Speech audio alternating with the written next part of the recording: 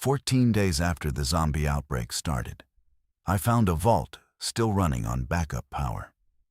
The elevator shaft smelled like copper and wet concrete, and I kept telling myself that the liquid dripping onto my neck from 3 floors above was rainwater. It wasn't. I knew it wasn't. But 14 days into the collapse of everything I'd ever understood about the world, I'd gotten remarkably good at lying to myself. My name is Elliot Voss. I was a municipal electrical engineer for the city of Reno, Nevada, the kind of job nobody thinks about until the lights go out. And brother, the lights went out. Not all at once. That would have been merciful. Instead, they flickered, block by block, grid by grid, like a body losing feeling in its extremities before the heart finally stops. I was descending the elevator shaft of the Kirsch Federal Building on a maintenance ladder I'd bolted to the wall myself 6 years earlier during a retrofit project. Funny how the things that save your life are never the things you'd expect. I had a headlamp strapped over a beanie, a crowbar shoved through a carabiner on my belt, and a laminated keycard I'd stolen from a dead man named Stuart Peltz, whose body was now somewhere on the 9th floor amid overturned filing cabinets and a darkness I refused to enter twice. Stuart had been my supervisor. Good man. Voted for candidates I hated. Brought banana bread to the office every second Friday, and always remembered my daughter's name. He turned on day 4. I found him on day 11, wearing the same khaki pants he'd worn to our last staff meeting, dragging himself in circles around a copy machine like a toy winding down. I didn't kill him. Someone else had tried. There was a letter opener buried in his shoulder, but Stuart was still moving, still grinding his jaw, still producing that sound. That low, clicking, guttural sound that I will hear in my sleep for the rest of whatever shortened life I have left. His keycard got me through the stairwell security door on the 7th floor, and the 7th floor got me to the elevator shaft. And the elevator shaft was taking me to sub-level 3, a floor I'd only seen once on a building schematic that was stamped restricted in red ink, so dark it looked like it had been printed in anger. I'd heard about the vault from Dana Quill. Dana was a 53-year-old former Army communications officer who I'd found barricaded inside the Keatskey Lane fire station on day 8. She had a broken collarbone, a Motorola handheld radio, and absolutely no patience for small talk. She told me 3 things. First, that the military had pulled east of the Cascades entirely. Second, that any government facility built after 2014 with federal security clearance had backup power systems designed to run autonomously for 30 days. And third, this was the part that sent me climbing down an elevator shaft in the dark. She said the Kirsch Federal Building had a sub-level data vault with its own sealed ventilation, independent generator, and enough battery reserves to keep critical systems alive long after the rest of the building went dead. If it's still running, she'd said, adjusting the sling on her arm with her teeth, you'll know. You'll hear it. The frequency. Backup generators produce a hum at 60 hertz. You feel it in your chest before your ears catch it. I asked her why she hadn't gone herself. She looked at me the way a surgeon looks at an X-ray they wish they didn't have to explain. Because I'd have to cross 4 miles of open ground with one working arm. And I'm not suicidal, Elliot. I'm just informed.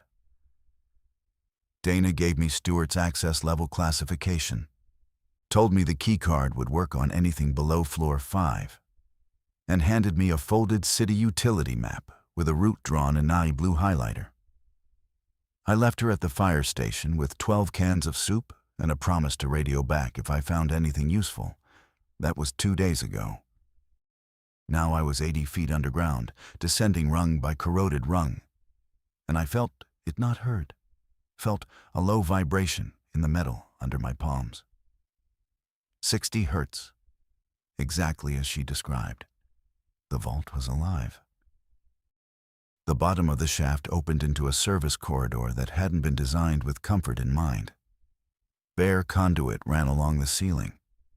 The floor was poured concrete, unsealed, with a faint gradient pulling toward a drain I could hear but not see.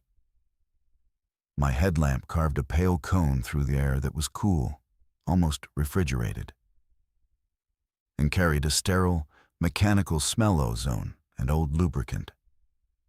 I stepped off the last rung and stood still for 10 seconds, listening.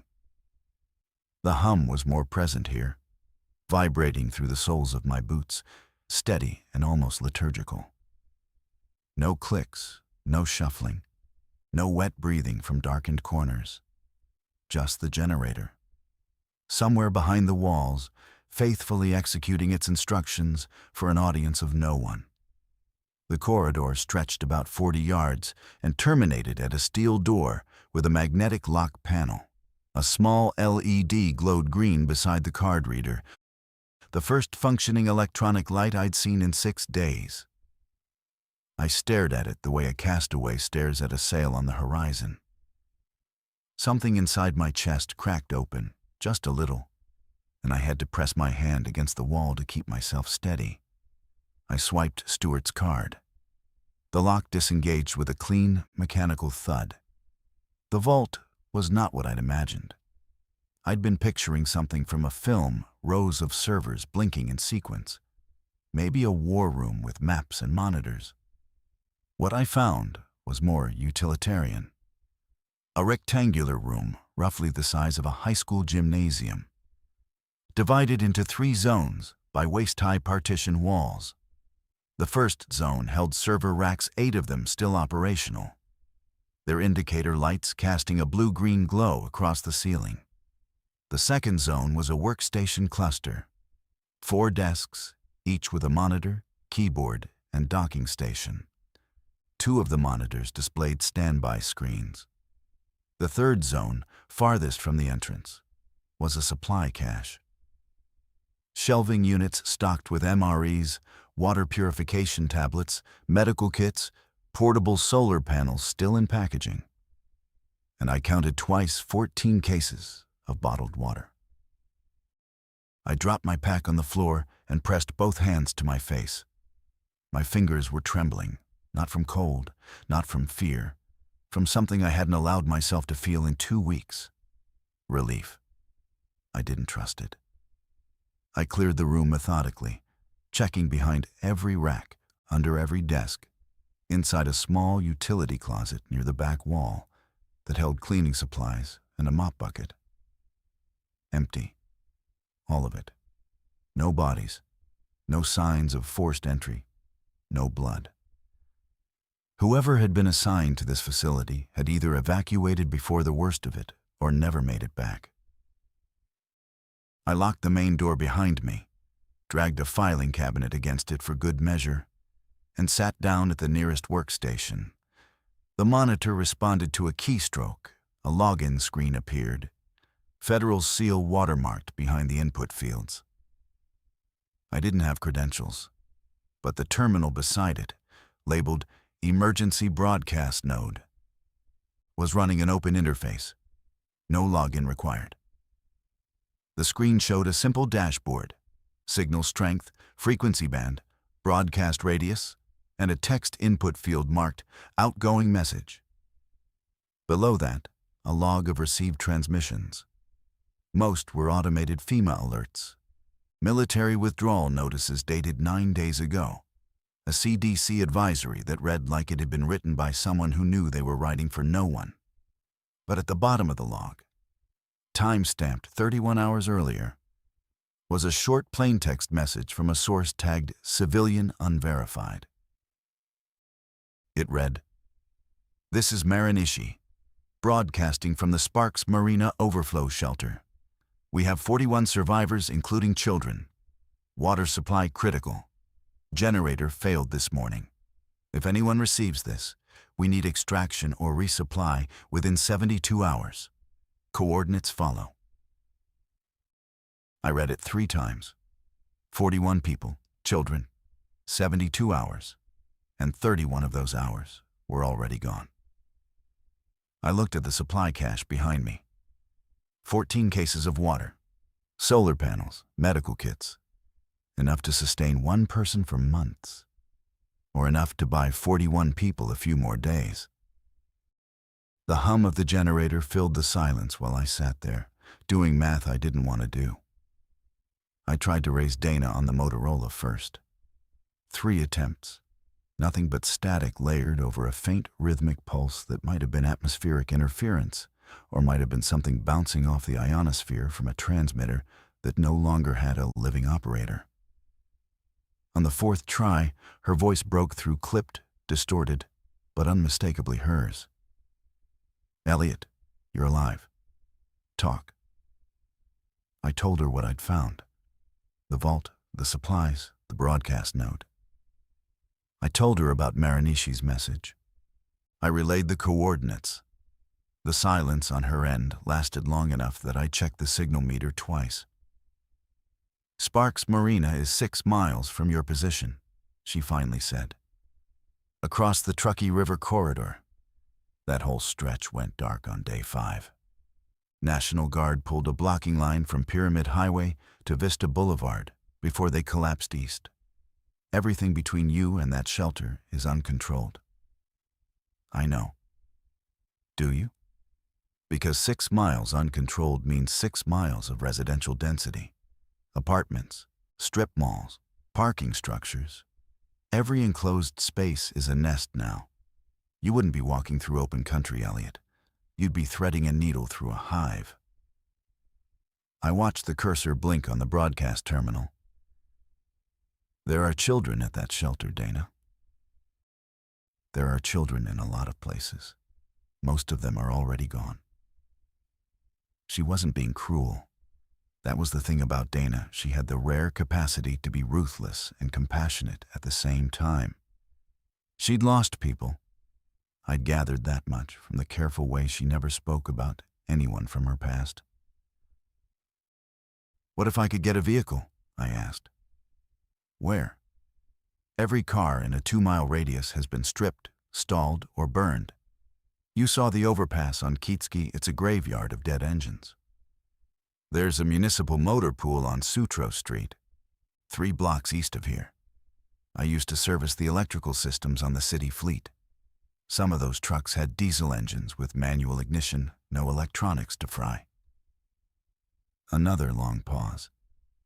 I could hear her breathing. It sounded labored, which worried me. "Your collarbone," I said. "How is it?"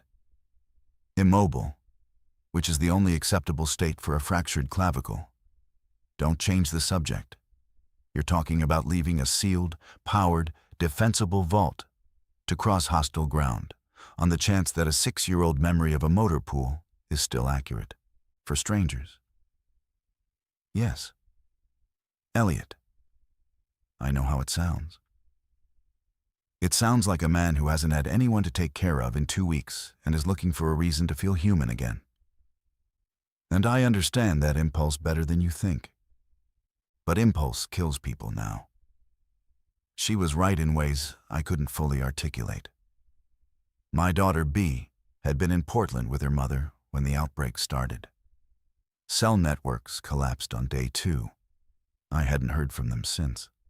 The absence had carved a hole in my chest that I'd been filling with tasks. Move here, find this, secure that, because stopping meant looking directly into the emptiness where my family had been. "I'm not asking for permission," I said. "I'm asking if you have any intelligence on the route." I heard something that might have been a laugh or might have been pain. "Head north on Kirsch Avenue to the river. Cross at the Rock Boulevard Bridge last I heard. It was still structurally intact. Stay off residential streets. Follow the rail line east toward Sparks. It parallels the corridor but sits on elevated grading. You'll have sight lines. Move during midday. There's slower and direct sun. Something about core temperature regulation. Avoid any structure with closed doors. If a door is shut, something shut it. and it probably wasn't a person anymore. I wrote everything down on the back of a federal memo I found in a desk drawer. Dana. What? If I don't radio back in 48 hours, everything in this vault is yours. I'll leave the door unlocked. Don't you dare leave that door unlocked. I'll get there myself if I have to. Just stay sharp. And Elliot? Yeah?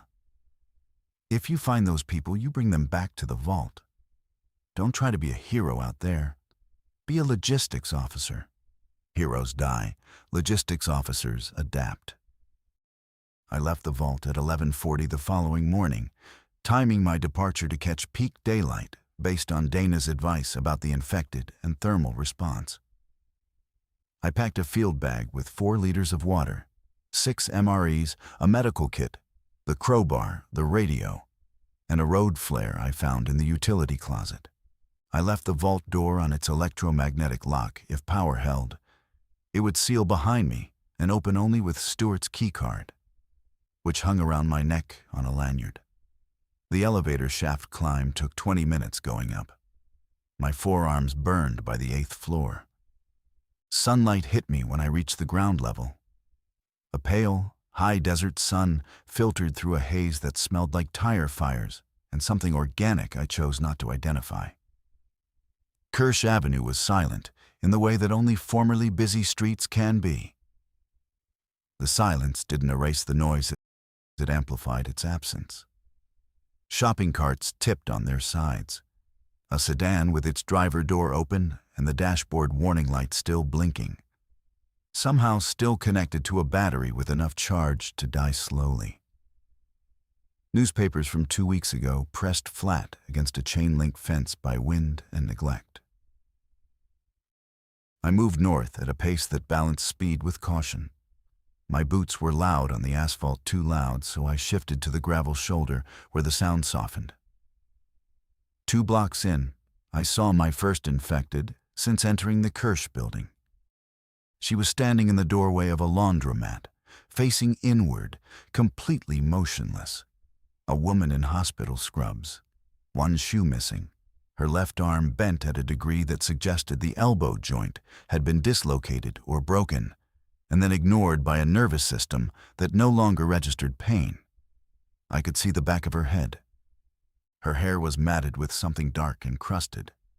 She wasn't moving, wasn't clicking, just standing, like a machine in standby mode. I'd seen this behavior before. Day 6, crossing the university campus. I'd watched a cluster of 8 infected standing in a lecture hall, perfectly still, arranged almost like they'd been mid-conversation when something switched off. Then a car alarm triggered 4 blocks away, and every single one of them pivoted in unison, not toward the sound, but toward each other, as if confirming a shared signal before sprinting in the direction of the noise with a coordination that made my stomach fold.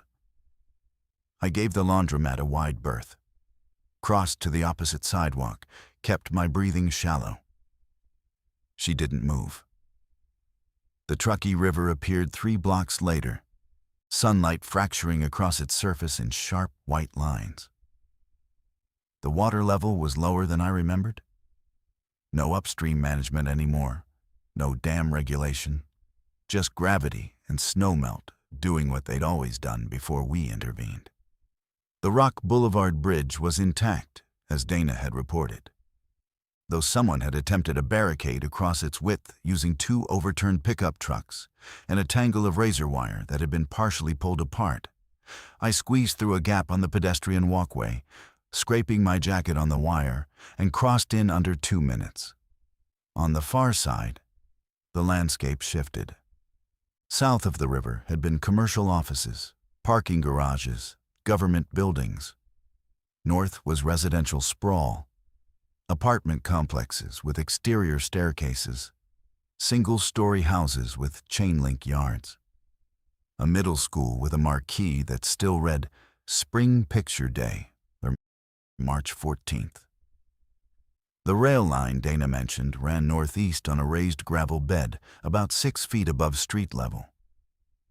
I climbed the embankment and stood on the tracks, looking east toward Sparks. The sight lines were good. I could see a quarter-mile in each direction, and the elevation gave me a vantage over the rooftops of the nearest houses. But I could also see movement. 3 blocks north, in the parking lot of what looked like a grocery store, a group of infected were clustered around something on the ground. 8, maybe 10. They weren't feeding. That particular behavior had a frantic, tearing quality I'd unfortunately witnessed. This was different. They were standing in a loose circle, heads tilted downward, swaying slightly, like mourners at a grave. I watched for 30 seconds, then turned east and started walking. The rail line carried me 2 miles without incident, though without incident had become a relative term that now included stepping over a severed arm near a signal box and pretending I hadn't seen the child's backpack hanging from an overhead wire. The sun was directly above, pressing heat into my shoulders, and I rationed water carefully, 1 sip per half-mile, measured by the distance markers bolted to the rail ties. At the 2-mile mark, the tracks curved north, diverging from my route. I needed to drop back to street level and cover the remaining 4 miles on surface roads. I descended the embankment near a cluster of warehouses, industrial buildings with corrugated steel walls and loading docks. The kind of structures that should have been safe. Open floor plans, high ceilings, multiple exits. But every garage door was sealed, and I remembered Dana's rule. If a door is shut, something shut it. I skirted the warehouse district and found Prater Way, a 4-lane road that ran east directly into Sparks. The street was cluttered with vehicles, an evacuation route that had gridlocked and been abandoned. Doors hung open. Personal belongings littered the pavement. Suitcases, a guitar case, a pet carrier with its gate swung wide. I moved between the cars like navigating a coral reef, checking mirrors and windows before passing each vehicle. 3 miles to go. At the intersection of Prater and El Rancho Drive, I heard voices. Not infected, human voices, arguing. I dropped behind a minivan and listened. 2 men, maybe 50 yards ahead, near a gas station with its canopy partially collapsed. I couldn't make out the words, but the cadence was heated, short bursts, overlapping, the kind of exchange that precedes either resolution or violence. I weighed my options. Avoiding them meant a detour through a residential block, closed doors, blind corners, exactly the terrain Dana had warned against. Approaching them meant exposing myself to strangers in a world where strangers had become variables instead of people. I chose exposure. I stood up slowly, hands visible, and walked toward the gas station along the center line of the road. They saw me at 40 yards. The argument stopped. Both men turned. The first was tall, lean, mid-30s, wearing a denim jacket over a Kevlar vest that looked military surplus. He held a hunting rifle with the barrel pointed at the ground, not aimed at me, but not slung either. Deliberate ambiguity. The second was shorter, older, with a gray beard and a red baseball cap. He had a machete hanging from a belt loop and was holding a plastic gas can. "That's close enough," the tall one said when I was 20 yards out. I stopped. "I'm passing through, heading east to the Sparks Marina." They exchanged a look. The older man spoke first. "Marina's gone, friend. Burned 2 nights ago. Some group hid it for supplies." The ground tilted.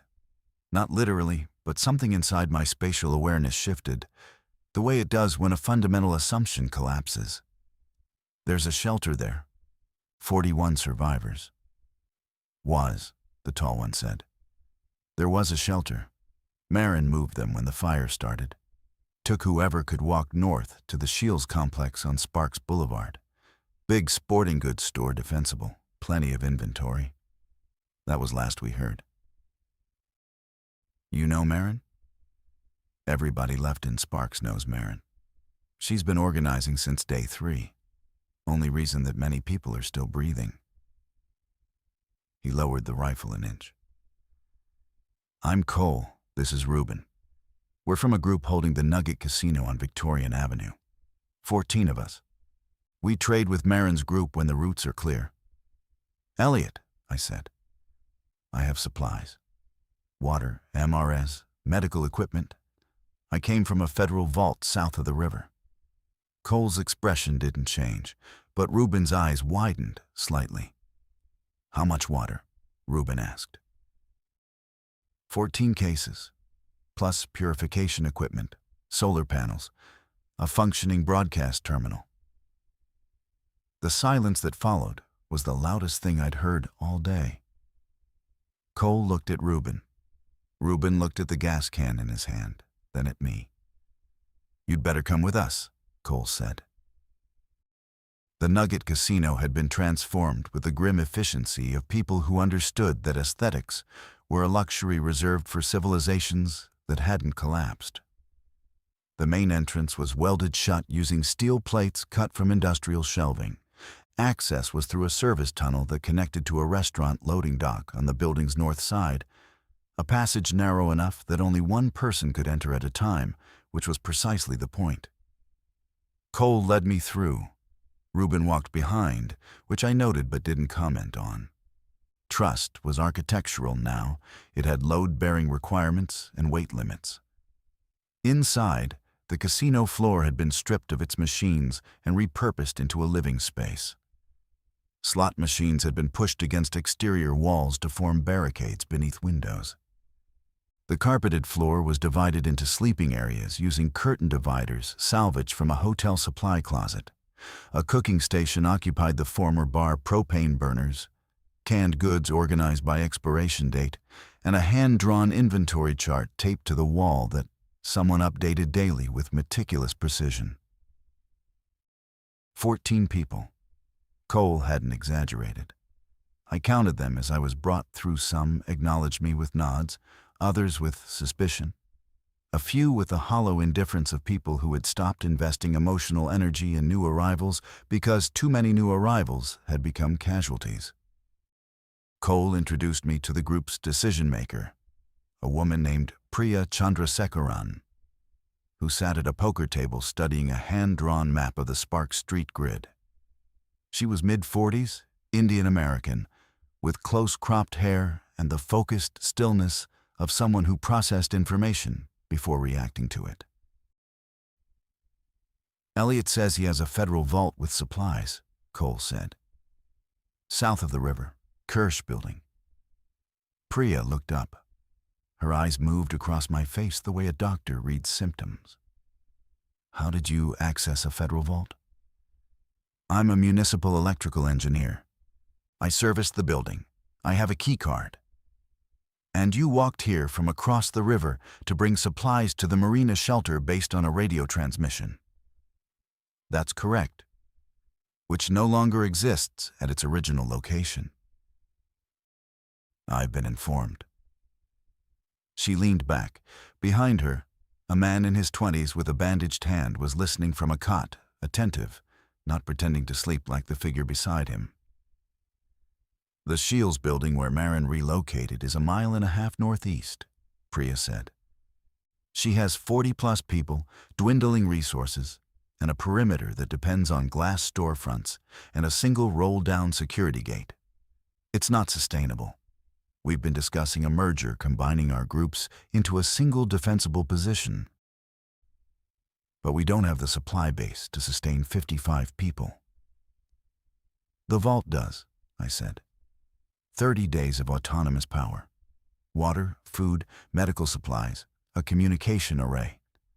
The problem is capacity. The space can hold maybe 20 people comfortably.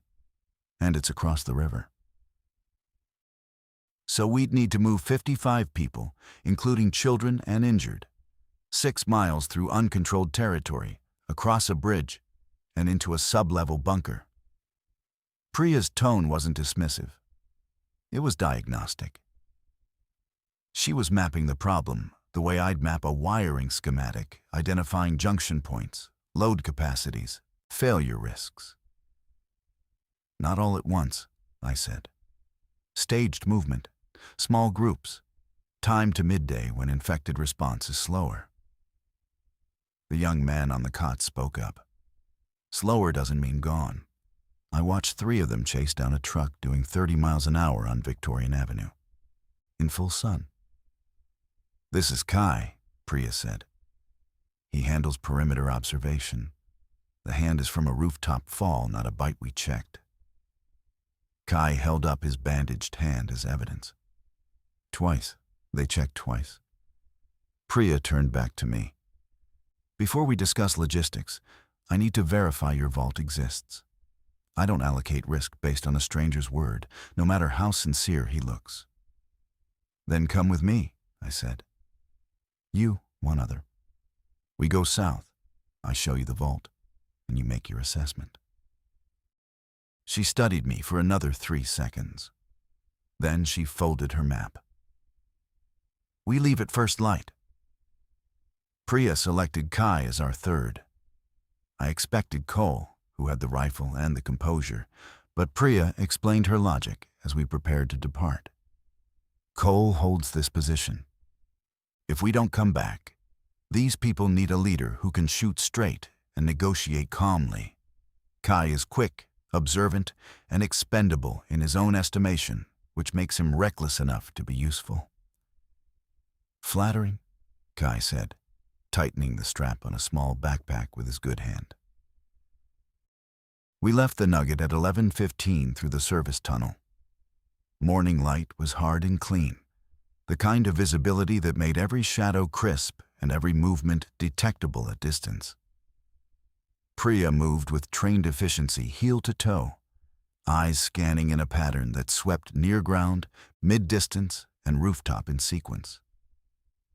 Former military, I suspected, though she hadn't volunteered that information, and I hadn't asked. The route south retraced my path along Prater Way. The abandoned vehicles were where I'd left them, the pet carrier still open, the guitar case now on its side, knocked by wind or something else.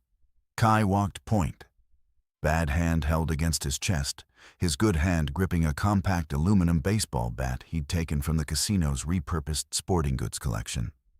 We made the warehouse district in 40 minutes. Midday sun baked the asphalt, creating shimmering distortions above the road's surface that made distant objects ripple and dance. My water bottle was half empty. Priya hadn't touched hers discipline or habit. Either was impressive. The rail line embankment appeared, and we climbed it, regaining the elevated sight line. From this vantage, I could see the river ahead, the bridge beyond it, and the skyline of downtown Reno to the southwest, a jagged silhouette against a sky that was too blue for a world this damaged. Movement, Kai said quietly. He pointed northwest with his bat. I followed his gesture. A cluster of infected was moving along a residential street parallel to the tracks, 7 of them, walking in a loose formation that maintained roughly equal spacing between each individual. Not running, not wandering, walking with what appeared to be direction.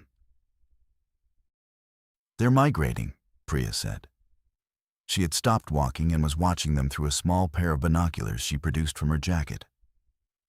We've seen this since day 10. Groups moving in coordinated patterns. Not pack behavior exactly, more like murmuration. Fish schooling, a shared impulse that none of them seemed to consciously direct. That's a cheerful observation, Kai muttered. It means they're organizing on a level we don't understand yet. And it means fixed positions like the casino and the Shields building have a shelf life. She lowered the binoculars. Another reason your vault is interesting, Elliot. Underground is harder for them to reach. And if they navigate by sound or vibration, a sublevel sealed by concrete and steel would register as dead space. We watched the group pass. They never looked toward us. Their attention was fixed on something ahead, a destination or a signal we couldn't perceive. When they disappeared behind a strip mall, we continued south. The bridge crossing was uneventful. The razor wire gap I'd squeezed through earlier was unchanged. Kai navigated it easily despite his injured hand, but Priya paused at the barricade, studying the overturned trucks. "These were placed deliberately," she said, "by someone who understood channelization. Force approaching traffic into a single lane, create a kill zone on the far side. Military doctrine." "National Guard held this bridge early on," I confirmed. "Dana, my contact at the fire station, mentioned a blocking line. They abandoned it, which means they were either overrun or redeployed. Given that the barricade is intact and there's no brass on the ground, I'd guess redeployed." She touched the frame of one of the trucks. "Ordered withdrawal. These soldiers left because someone told them to, not because something chased them. That's either encouraging or terrifying, depending on what you think the order meant." She didn't elaborate.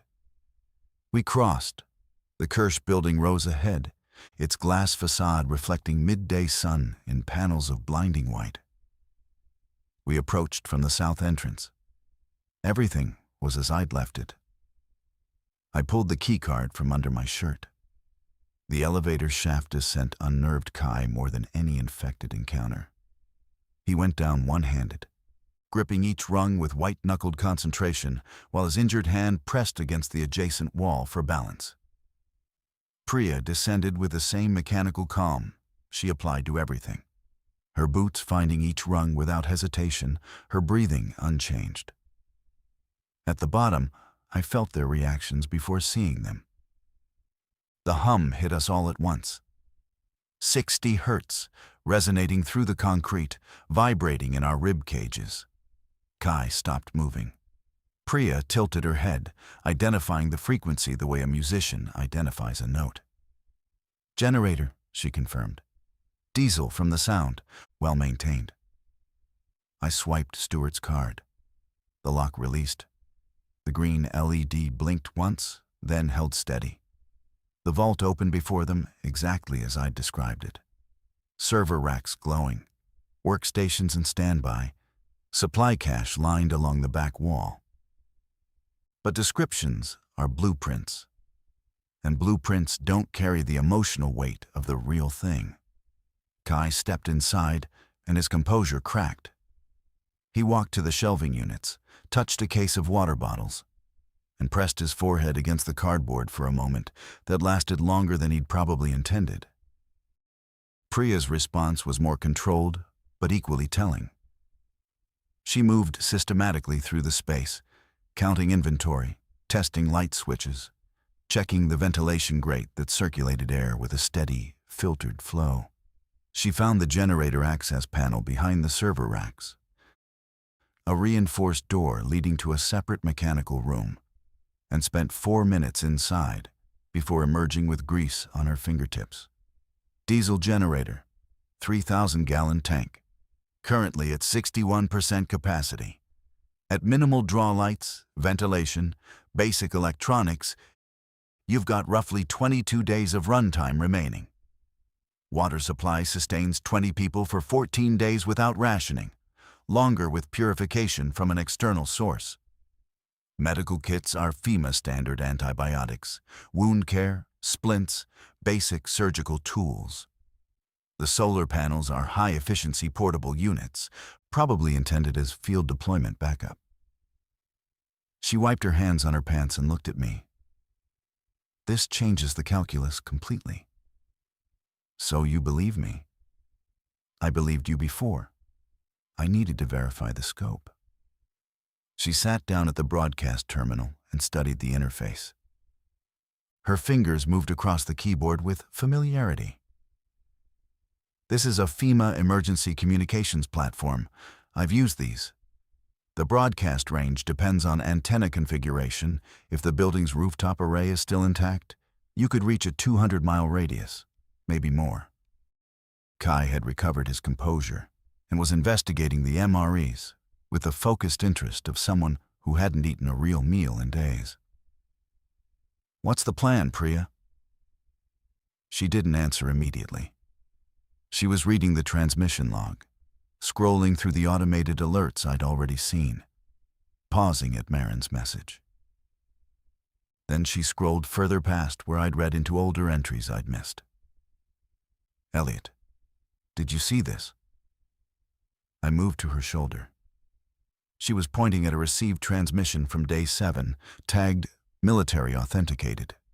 It read, "All federal personnel, Operation Reclamation authorized.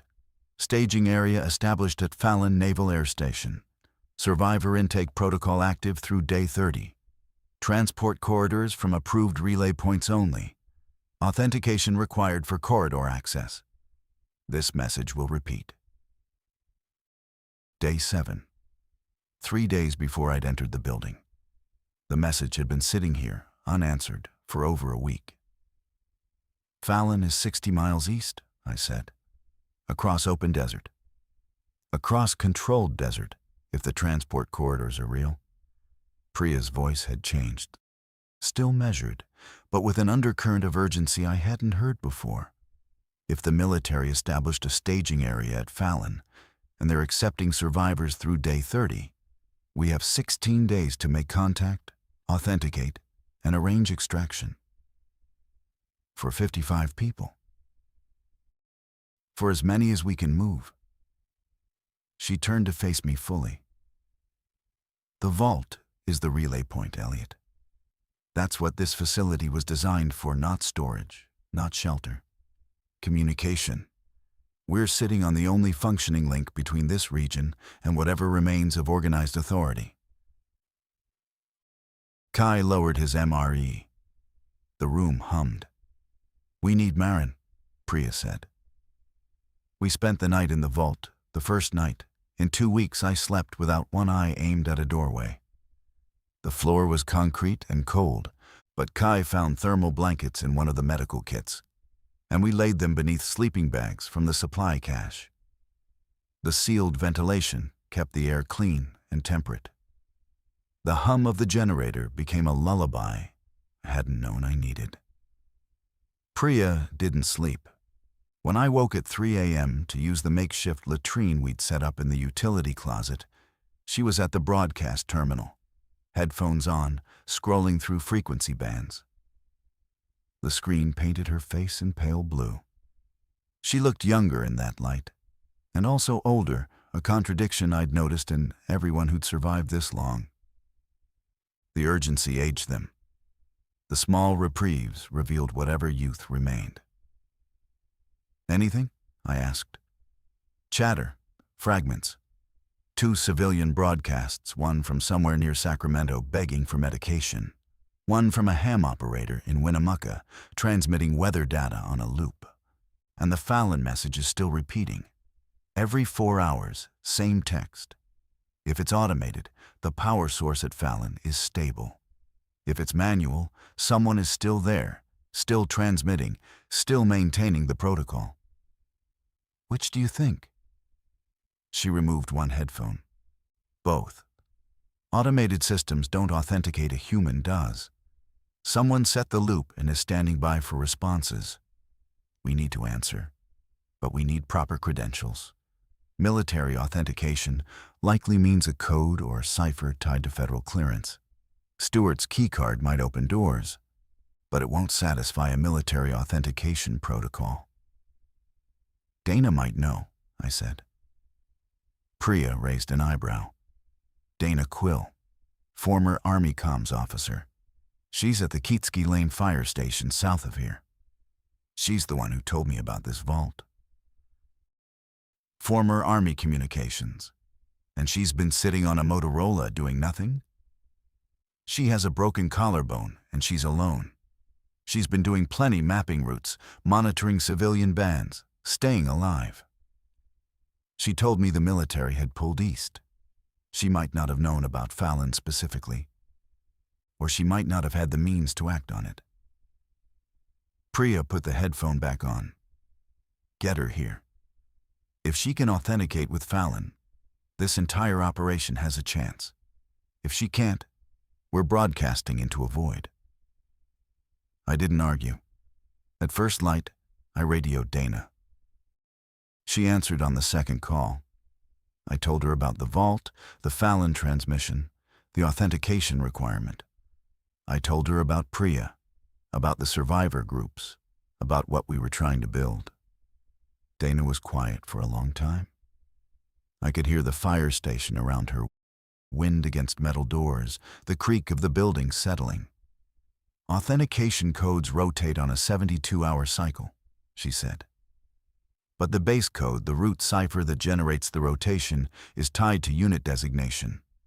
My unit was the 436th Signal Battalion. If Fallon is running standard FEMA military joint protocol, I can derive the current code from the root. I'd need access to your terminal in about 20 minutes. Can you get here? 3 blocks, in daylight, with my arm in a sling. I'm not crossing a war zone, Elliot. I'm crossing a dead neighborhood. I'll meet you halfway. You will not. I've been navigating alone for 2 weeks. I'll be at your building by noon. Leave the ground floor stairwell accessible and have someone at the shaft to help me down. She signed off. I looked at Kai, who'd been listening from his sleeping bag. She sounds fun, he said. I went to the supply cache and began organizing what we'd need. Water and MREs, portioned for transport. Medical kits separated into field packs, and a base supply, the solar panels inventoried by wattage. The work felt different now. For 14 days, survival had been subtraction, losing power, losing people, losing ground, losing hope in increments so small you could pretend each one didn't matter. This was addition. Building something, connecting pieces. The generator hummed its constant 60 hertz beneath my feet, and for the first time, the sound felt less like a heartbeat and more like a signal. Dana arrived at 12:20, which was either 20 minutes late or remarkably punctual, depending on whether you accounted for the infected she'd had to reroute around on Kirsch Avenue. Kai met her at the top of the elevator shaft and helped her descend a process that took 30 minutes and involved language from Dana that I hadn't heard since my years working construction. She was smaller than I'd expected. Our previous interactions had been radio only, and her voice carried the authority of someone much larger. In person, she was 5'4", wiry, with gray-streaked brown hair pulled into a knot and a left arm immobilized in a sling fashioned from a bedsheet. Her eyes were the giveaway, sharp, restless, absorbing the vault in rapid inventory the moment she stepped through the door. "Well," she said, looking at the server racks, the workstations, the supply shelves. "You weren't embellishing." "Dana Quill, Priya Chandrasekaran," I said. They regarded each other with the careful evaluation of 2 people accustomed to competence in others. Priya extended her hand. Dana shook it with her functional arm. 436th Signal Battalion? Priya asked. 11 years, retired 2019. You? DIA, civilian analyst, defense logistics. 8 years before I decided the private sector paid better and the nightmares were the same. Dana almost smiled. It was the closest thing to warmth I'd seen from her. Priya guided her to the broadcast terminal. Dana sat down, studied the interface for approximately 90 seconds, then began typing with one hand at a speed that suggested the injury was an inconvenience rather than a limitation. She navigated to a frequency submenu I hadn't noticed, adjusted the broadcast parameters, and opened a secondary channel that ran parallel to the main FEMA platform. "This is the authentication band," she explained without looking up. "Military only, encrypted at the source, but the terminal handles decryption automatically if it recognizes the protocol header. The Fallon transmission is cycling on the primary band for reach. but authentication responses go here. She typed a string of alphanumeric characters, long, precise, entered from memory, and paused at the final field. I need today's date, current UTC time, and the terminal station identifier. Station ID should be on the hardware label back panel of the central server rack, bottom left. Kai was already moving. He crouched behind the rack, squinting at a metal plate. KFB-Vault-03. Dana entered it. She hit transmit. The screen displayed, authentication sequence transmitted, awaiting response. We waited. The generator hummed. Kai sat on a desk. Priya stood behind Dana with her arms crossed. I realized I was holding my breath and forced myself to exhale. 4 minutes and 11 seconds. That's how long it took. The screen refreshed. Authentication verified. Station KFB-Vault-03 recognized. Relay status active. Welcome to Reclamation Network. Stand by for operator. Dana leaned back in the chair and closed her eyes. For 3 seconds, the mask dropped, and I saw a woman who had spent 2 weeks alone in a fire station with a broken bone, rationing hope the way she rationed food, and who had just confirmed that the infrastructure she'd spent her career building hadn't entirely died. Then the mask returned. She opened her eyes and positioned her hand over the keyboard. A text prompt appeared. Fallon relay. Identify survivor count and condition. Request extraction parameters. Dana looked at Priya. Priya looked at me. Tell them 55 survivors, I said. Mixed civilians, including children and injured. Located in northern Nevada, Reno Sparks corridor. We have a secure relay point with supplies and power. We need extraction logistics for a group that size, Dana typed. The response came in 40 seconds. Acknowledged, Extraction Corridor Bravo 7. Authorized for Reno Sparks Sector. Corridor window. Day 21 through day 25. Rally point designation required. Confirm rally point coordinates and expected group size 48 hours prior to corridor opening. Day 21 was 7 days away. We had 1 week to consolidate 2 separate survivor groups, move them 6 miles to the vault, and transmit confirmed rally coordinates. We need Marin, Priya said again. This time it wasn't an observation. It was an order. I volunteered to go. Priya overruled me. You're the only person with a keycard to this vault. If something happens to you between here and Sparks, we lose access to our entire operation. You stay. Kai goes. He knows the route, he knows Marin's location, and he's faster than anyone else here. Kai didn't argue. He repacked his bag with water, food, a written summary of our situation, the vault, the Fallon contact, the extraction corridor, and a handheld radio tuned to our agreed frequency. Priya briefed him for 15 minutes. Route specifics, contingency plans, communication schedule. Radio check every 90 minutes, she told him. If you miss 2 consecutive checks, we assume compromise and proceed without you. You assume I'm dead, you mean? I assume compromise. Death is one form. There are others. Kai left at midday. We tracked his progress through radio checks, the first from the bridge, the second from the rail line, the third from the Prater Way corridor. Each check was brief. Position, status, observations. On his 4th check, 2 hours and 40 minutes after departure, his voice carried a different texture. I'm at the Shields building. I can see the perimeter. There are people on the roof armed. They've spotted me. I'm approaching with hands visible. We waited. Static filled the vault like water filling a tank. 7 minutes later. I'm inside. I've made contact with Marinishi. She's reading the briefing. Stand by.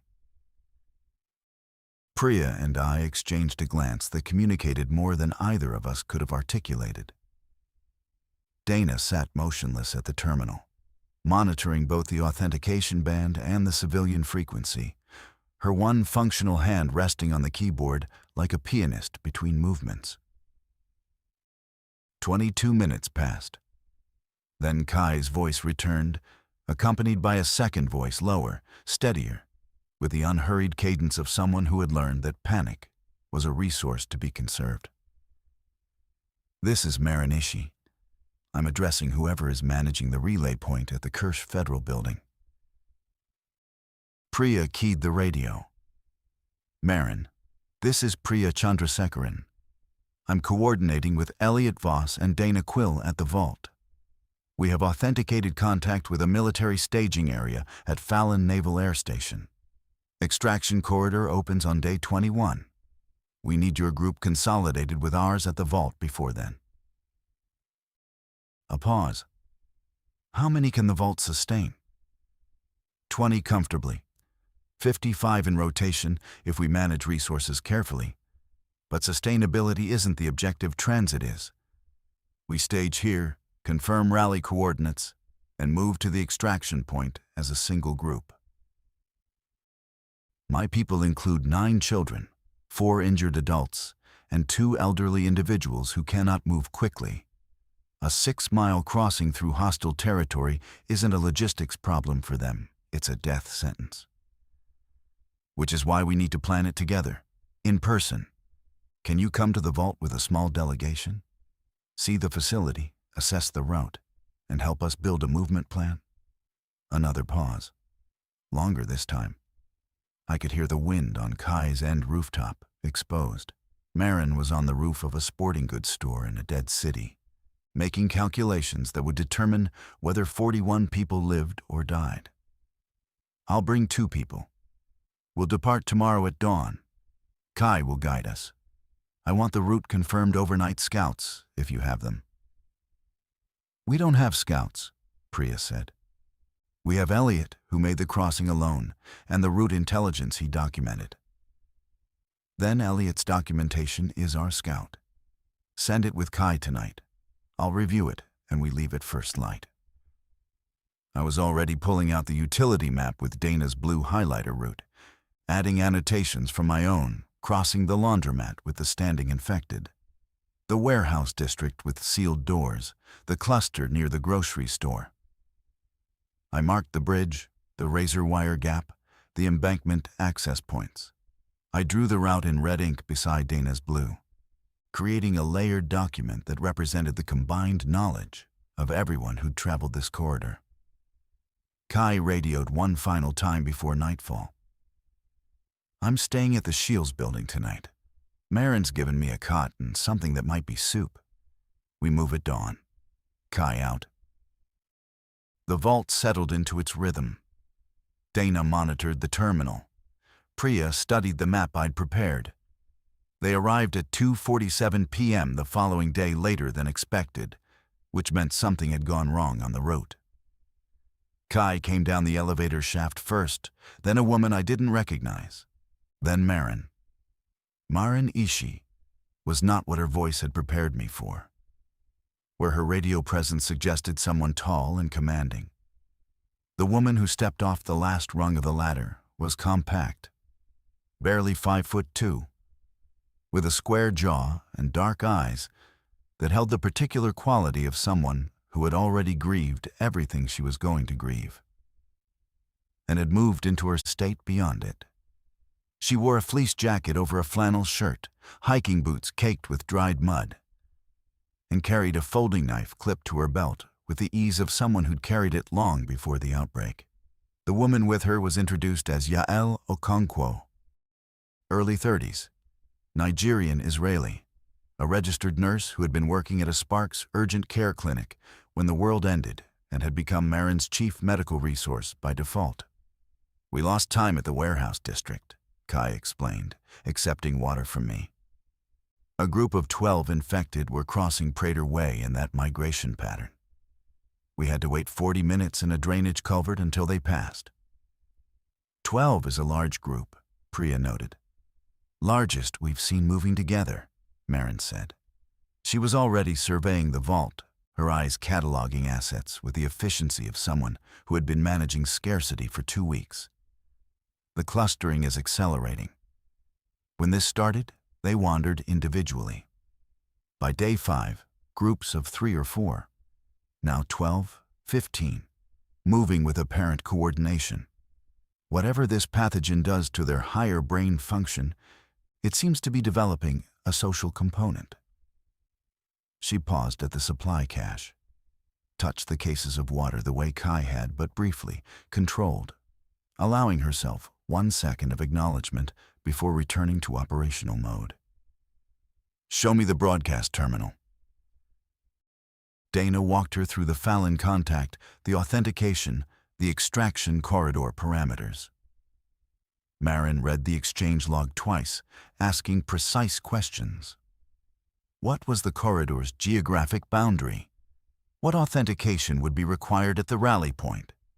Was there any indication of military escort, or would they need to self-transport to Fallon? Dana answered what she could. The corridor designation Bravo 7 corresponded to a highway route, likely Interstate 80 east to the Fallon turnoff. Military escort was implied, but not confirmed. Rally point coordinates needed to be transmitted 48 hours before the corridor opened, which gave us 5 days to finalize logistics. 5 days to move 41 people 6 miles through an area with increasing infected density, Marin said. She wasn't objecting. She was stating the problem the way an engineer states a load requirement. Staged movement, I repeated from my earlier conversation with Priya. Small groups, midday windows, pre-cleared route. Marin shook her head. Small groups are vulnerable. If an individual group encounters a migration cluster, they have no defense and no fallback. We'd need to fragment and reassemble, losing cohesion each time. I've been thinking about this differently. She unfolded a map she'd brought, a commercial road atlas page for Washoe County, covered in handwritten annotations. 1 movement. All 41 people, plus your 14 from the casino. 55 total. We move as a column with armed escorts on the flanks and medical personnel in the center with the children and injured. Through 6 miles of uncontrolled territory? Kai asked. Through 6 miles of territory that we control for the duration of the crossing. We clear the route in advance, not permanently, but temporarily. Create noise diversions north and south to draw infected away from the corridor. Use vehicles as mobile barricades at key intersections. Time everything to a midday window when their response is reduced. Yael spoke for the first time. We'd need more medical supplies than I currently have. I've got 3 people with infections that require antibiotics within days, not weeks. The vault has FEMA medical kits, I said. Antibiotics included. Marin placed her map on the table beside mine. 2 maps, 2 perspectives. 1 wrote. We have 5 days, she said. Let's build this. Over the next 3 days, the vault became a command center. Priya handled communication with Fallon, transmitting daily status updates and receiving increasingly detailed corridor instructions. Dana managed the technical infrastructure, monitoring frequency bands, maintaining the generator, tracking power consumption against our remaining runtime. Marin coordinated with her group at the Shields building via radio, organizing internal preparations, packing supplies, triaging the injured, briefing every adult on movement protocols. I became what Dana had told me to be, a logistics officer. The crossing plan crystallized through 12 hours of collaborative argument. The route would follow my original path in reverse, south from Shields to Prater Way, west along the rail line, then south across the bridge to the Kirsch building. Total distance, 6 miles. Estimated crossing time with a mixed group including children and injured, 4 hours minimum. Marin's diversion strategy required resources we didn't have in abundance. We needed noise sources positioned north and south of the corridor, loud enough to draw infected attention for the duration of the crossing, far enough away that the column wouldn't be affected. Car alarms were unreliable. Firearms were too scarce to waste on distraction. It was Reuben who solved it. He radioed from the casino on day 2 of planning with the discovery. The Nugget's emergency system included a fire alarm network with battery-powered klaxons. 12 units, each capable of producing 110 decibels for up to 6 hours on a fresh battery set. He'd already extracted 8 of them. Place 4 north, 4 south, staggered activation, Marin instructed. First set activates 30 minutes before column departure. Second set activates 2 hours in, refreshing the diversion as the first set begins to lose its pull. Cole and Reuben would handle northern placement. Kai and a volunteer from Marin's group, a former marathon runner named Dennis Park, would handle the south. Both teams would deploy the night before the crossing, position the klaxons at predetermined locations, set mechanical timers, and withdraw to rally points along the column route. The bridge presented a bottleneck. 55 people through a razor wire gap designed for one at a time. I spent an afternoon at the bridge with Kai, widening the gap using wire cutters from the vault's toolkit, creating a passage that could accommodate 3 people abreast. We reinforced the walkway with plywood scavenged from a nearby construction site. Yael inventoried the medical kits and distributed supplies between a field trauma bag she'd carried during the crossing and a base cache that would remain at the vault. She administered antibiotics to 3 patients at the Shields building via Marin's coordination, giving oral instructions over the radio with a patience that I found extraordinary. On the evening of day 3, Priya transmitted our rally point coordinates to Fallon, the Kirsch Federal Building, sub-level 3. The response came within an hour. Rally point confirmed. Corridor Bravo 7. Opens day 21. 0600 hours. Transport vehicles dispatched from Fallon to rally point. Estimated arrival. Day 21, 1400 hours. All survivors must be consolidated at rally point prior to transport arrival. Authentication will be verified on site. Day 21 was in 4 days. The crossing was scheduled for day 20, the day before transport arrival. 1 day of margin. No room for postponement. That night, I sat alone in the vault while the others slept. The generator hummed its faithful 60 hertz. The server racks glowed their patient blue-green. I thought about Bea. About her laugh, which sounded like my mother's. About the last thing she'd said to me on the phone before the networks died. Not goodbye, not I love you. But Dad, can you send me the recipe for your chili? Mom says hers is better, but she's wrong. I'd texted her the recipe. Then the networks collapsed. That was our last exchange. I looked at the broadcast terminal. Its reach was 200 miles. Portland was 500. But Fallon was 60. And 60 miles was now the distance between death and the possibility that infrastructure, authority, and something resembling civilization still existed. I closed my eyes and let the hum carry me toward an uneasy sleep. Day 20, crossing day. I climbed the elevator shaft before dawn and stood on the roof of the Kirsch building to watch the sun rise over the Sierra Nevada. The mountains were indifferent, snow-capped, ancient, monumentally unconcerned with the biological catastrophe unfolding at their base.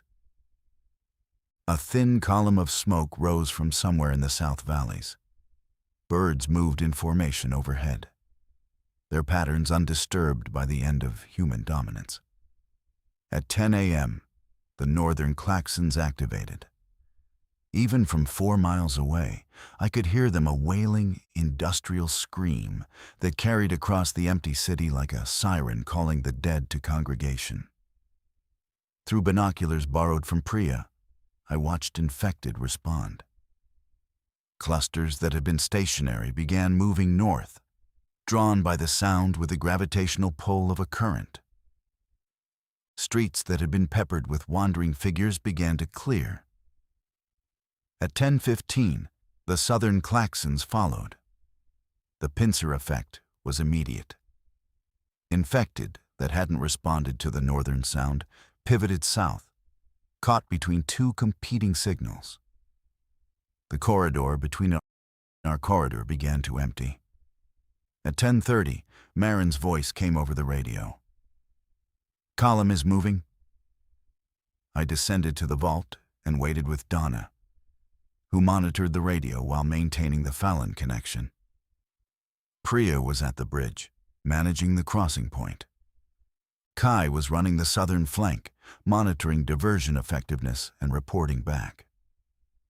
The updates came in fragments. The column departed the Shields building at 10:30. 55 people, including 9 children, the youngest 3 years old, carried by her mother. 4 injured adults moved on improvised stretchers borne by volunteers. Yael walked in the center with her medical bag, flanked by the elderly members, including a 78-year-old man named George, who refused assistance and walked with a carved wooden cane at a pace that Marin later described as stubbornly dignified. They reached the rail line at 11:45. The elevated track gave Marin a view of the surrounding terrain, and her reports confirmed what the klaxons had intended. The streets were largely clear, with only scattered individual infected visible at extreme distance, all moving away from the corridor. At 12:30, the column reached the warehouse district. Here, the first complication arose. A group of infected, 5 of them, emerged from an alley that intersected the route. They hadn't responded to the klaxons, possibly too distant to register the sound, or possibly driven by a different imperative. They stood between the column and the bridge approach. Cole, positioned at the front of the column with his rifle, made a decision I later learned took him less than 3 seconds. He fired twice. 2 dropped. The remaining 3 turned toward the sound toward the column and began their acceleration. Dennis Park sprinted forward from the flank carrying a fire axe. He intercepted the first at 30 yards. Marin dropped the second with a crossbow bolt I didn't know she possessed. The third changed direction mid-stride, veering east, and disappeared between buildings. The column didn't stop. Marin's discipline held. Children were crying. Adults were shaking. But they kept moving. At 1:15 p.m., the first group reached the bridge. Priya guided them through the widened gap in teams of 3. The process took 40 minutes.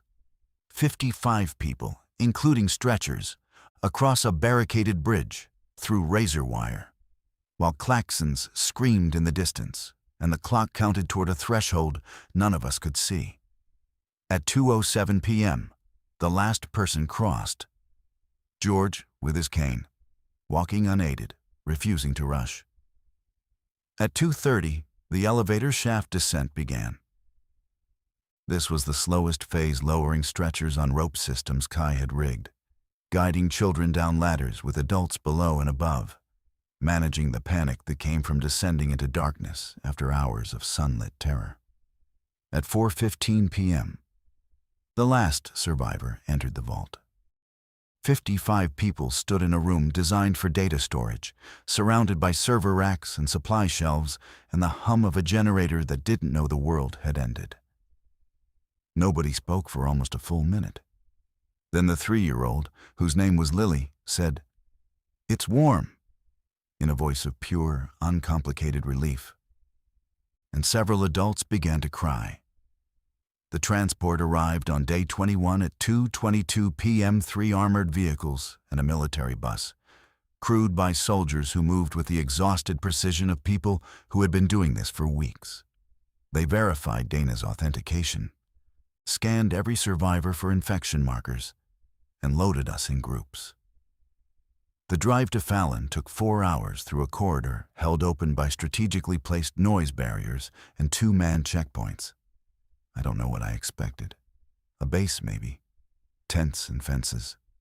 What I found was a functioning installation, electricity, running water, medical facilities, and roughly 2,000 survivors already processed and housed. Not civilization. A fragment of one.